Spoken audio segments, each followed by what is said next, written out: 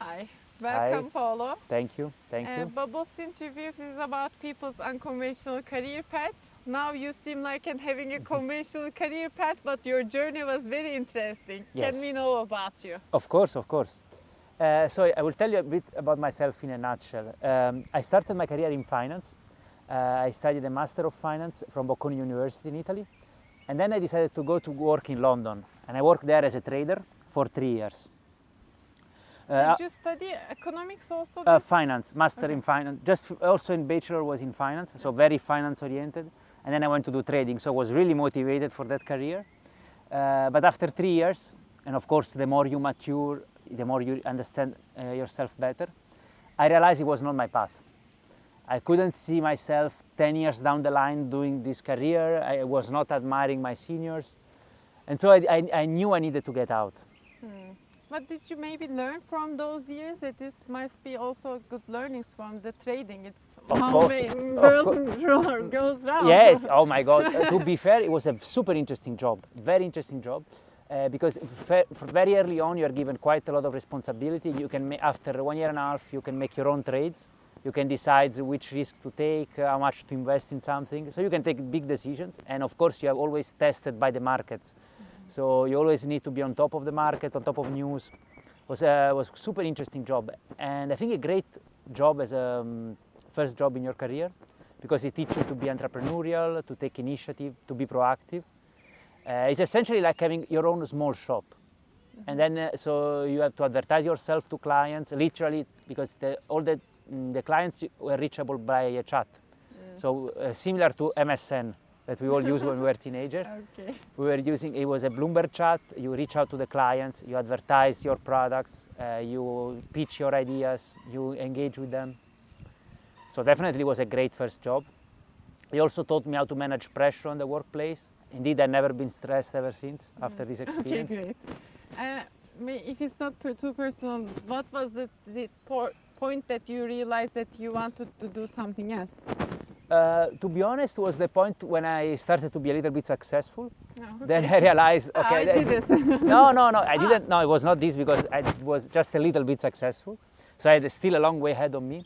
But then I realized, okay, somehow I overcome the challenge to master this job, but then long term was not the right fit. So it was around, I would say, 3 years and a half. I realized, okay, I really don't see myself doing that. I didn't. Of course, it's a quite stressful career, so it takes quite a lot out of your personal life.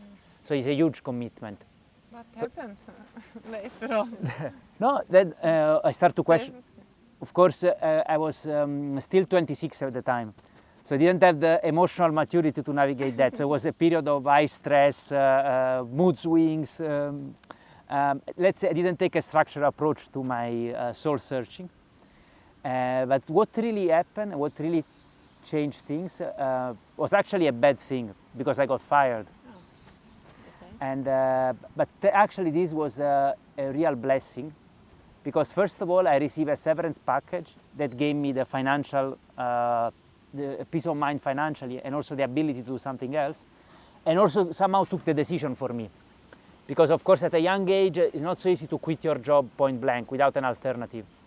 But thanks to that, I was able to really take a break. And so after they fired me, I stayed 1 month. You were relaxed. Oh, that now Yes. it's a checkpoint. To be honest, it started the best time of my life, because it was such uncertainty. But now looking after, it was so exciting.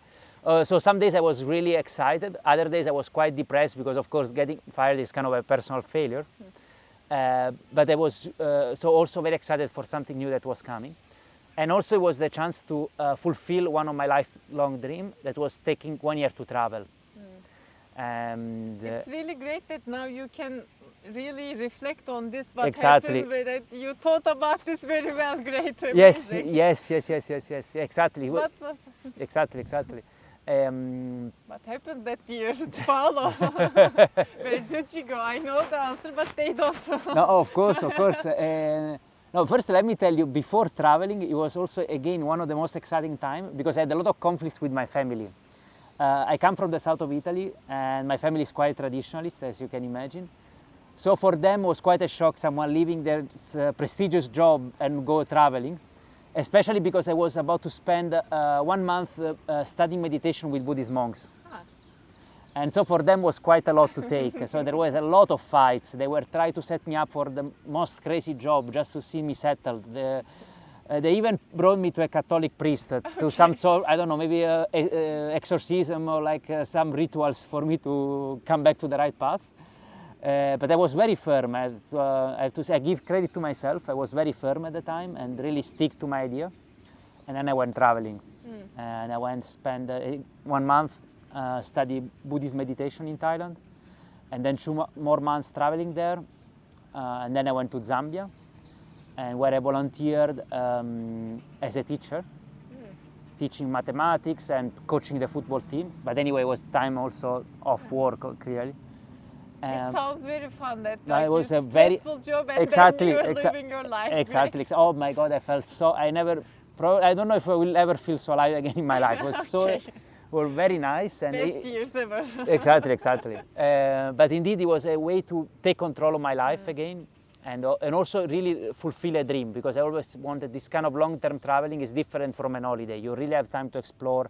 You are alone, so your mind is so open to new ideas, to meet new people. So it's definitely something I recommend as well to everyone listening. If you had the chance, definitely do it.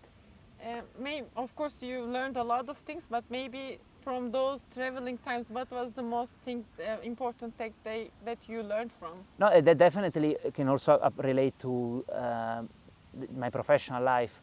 To keep an open mind, to be open-minded to new ideas, to explore something outside of your comfort zone. Of course, it's hard because outside of your comfort zone, you are more prone to fail normally. So you have to take into account a bit of that. But it's definitely worth it because you can find out new ways to do things that and also improve yourself as a person. So definitely this. And also, because I came from a very traditional background, then I followed the,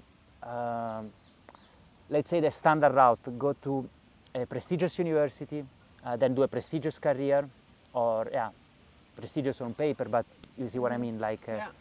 It was like a planned route. Exactly. You do this and then the mile points. Okay. Exactly. But then when this trip and see how many good things brought to me, I said, okay, I can also do something. It can work. I can do something outside of the standard route. Exactly, outside of the norm. I can do it and make it work. Of course, I also had some setbacks, but definitely. From Zambia, did you come directly to the Netherlands? What happened? No, I did a small break in Italy, and then I went to, again in Africa for personal reasons, and then I went to Australia. Actually, also Australia was a very important part of the journey. I didn't do anything exciting. I just stayed in Sydney, tried to survive because I was running out of money. But I think it was very nice because, and indeed, we can come back to this exploring outside of your comfort zone. Of course, the time came to find a new career path. But if the fact of being in Australia was very helpful to keep my mind open. Because if I had to stay in Italy or come back to London, then I would have, of course, too much of the whole world would have put me again in the old path. I wouldn't have the strength to really change my career path. Because I dedicated, between studies and work, 8 years to finance. I was very, from the early on, very determined on this path. So to change it, of course, you need quite some energy, some strength to go away from that path. All my friends were coming from that path. So it was really requires a lot of energy and motivation to change. And the fact of being in Australia and so far away from my comfort zone, from everyone I knew, was very helpful to find the courage to explore a new path. Can we say that also you needed to learn about yourself because you had no one else in Australia that did this? Exactly. Being by yourself, I really encourage that. Really, if you are, especially in a time of feeling a little bit lost or no clear direction, spending time away from your environment by yourself is really helpful to find your true voice. So you are here in Amsterdam with your eyeglasses today. What happened in between that? Like, how did you get out of that circle in Australia? That, like, did you had a plan, clear plan? I would do this and do that. No. And what happened? No. In Australia, it was really no plan at all. Okay. Maybe you can do it always when you are younger. It's always easier to live like this. But At some point, I had to find a job also for financial reasons. And I managed to find a job in a bank, a very quiet job that could help me cover the financial part. And then I really spent a lot of time by the beach on my own to think what I want to do in my life professionally. Now I have the unique chance to restart my life. I don't want to waste it. I really want to think thoroughly what is good for me, what I can enjoy doing, what are my values, rediscover new values. Because of course the old values weren't working for me anymore. So yeah, I took this chance to discover new values. Did you write it on paper or what happened? Like you were thinking a lot of thinking. The monks that you yeah, a lot of meditation to find peace, because of course it was a very stressful time, as you can imagine, because so much uncertainty. You don't have a career, you don't have a place to live, you have nothing basically. But again, very exciting, because you really can shape the life however you want. And that trip gave me the confidence. Okay, I can make it. Of course, it's gonna be hard work, but I can do it. The one thing I did, and I can also advise that to everyone who is listening, was to interact with a lot of people, checking my ideas with people. So exploring potential new paths with professionals already in the field. I reached out to a lot of people on LinkedIn, or I also went to meet up to meet people outside of my field, because I didn't have any friend outside of finance, so I need to build a network again from scratch.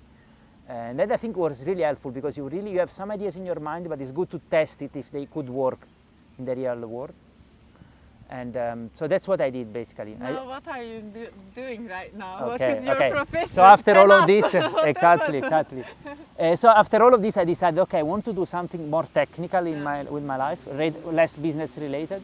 A little bit of business still, but also mostly technical work.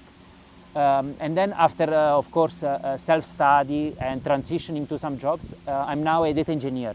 Ah, great. Is it fun for you still after many years? Okay, yes, it's fun, because I progress every time I progress. So I went from data analyst, data scientist, and then data engineer. So the progression was what I wanted, becoming more technical. But I still can use these business skills. So I'm a bit of a special case in the data engineering world, because I have strong business skills. Yeah, actually, how we met in a business Exactly. meeting, networking as well. Exactly. You kept being entrepreneur always in your soul. Exactly. Yes, exactly. What are you learning right now? Right now, I'm really solidifying my technical foundation, because of course it's very important for a data engineer. And so now I'm mostly focusing on data modeling for a transaction monitoring application for Rabobank. I'm currently employed by Rabobank.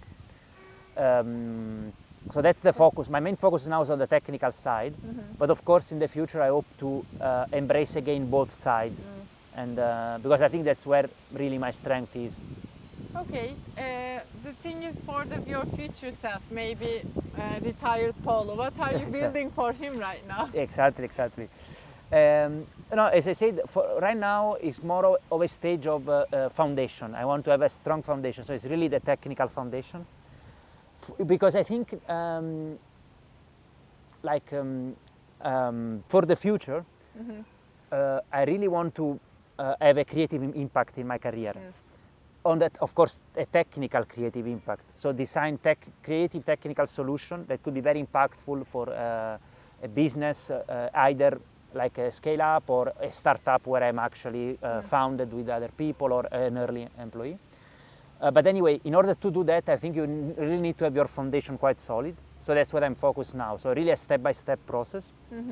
But yeah, definitely. So that's the path. Also, maybe you will move to Italy in future in 20, 30 years. Is this in your plans, maybe? Maybe 30, 35. Let's put it. Great. No, actually, it's nice that you ask me also. Because you live abroad at the moment. Yeah. And I feel more at home here. So this is what really call my home. But and this is indeed something also I want to bring from my past. I really believe in traveling in a way to explore new ideas, meet people outside of your environment. And now I really found this passion in my career, so I want to combine the two. So I wouldn't mind to collaborate also with companies abroad, or probably still my base I wanted to be in the Netherlands. But also something I look forward is to work also in different areas. I have my last question. Of course, of course. So you please take your favorite color of bubble, and I will take some time to have bubbles together and then ask my question. Okay. So, okay. do you remember, Paolo, when people ask you when you were a child, what did you want it to be when you grow up? Do you remember? Well, for sure, at some point a Formula One driver. Because Formula One was a big thing in my family. And then for a while an engineer because of my father. Well, technically I am now. Yeah, childhood dream accomplished. Yes. No, but the real childhood dream was Formula One driver. Okay, great. Yeah. Thank you so much for being a guest in the Bubbles episode. Oh, thank you so much for your questions. I hope you learned a lot.